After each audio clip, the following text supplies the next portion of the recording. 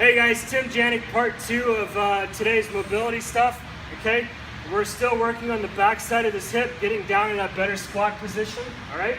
So what we've got here is we have Pete. I'm gonna actually have Pete turn around sideways here real quick, okay? And what we're gonna do is we're gonna really stretch out this back side of the hip through here. So what I wanna see, notice how he has like this really closed angle here at the hip. I want his hip angle to be more at 90 degrees right there to start off.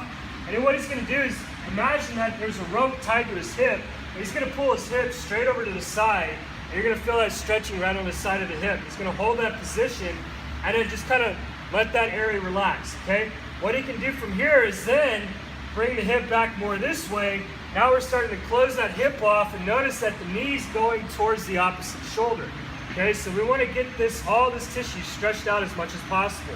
After he's held that for about 30 seconds to a minute, then he's going to continue coming back in this direction like that. And notice now we're kind of getting into what the yoga pose of pigeon, okay, is what we're starting to see here. So in fact, if we bring the camera over this way, we can see the angle of his knee and his leg, how his leg is actually in an externally rotated position, okay, and his foot is out to the side.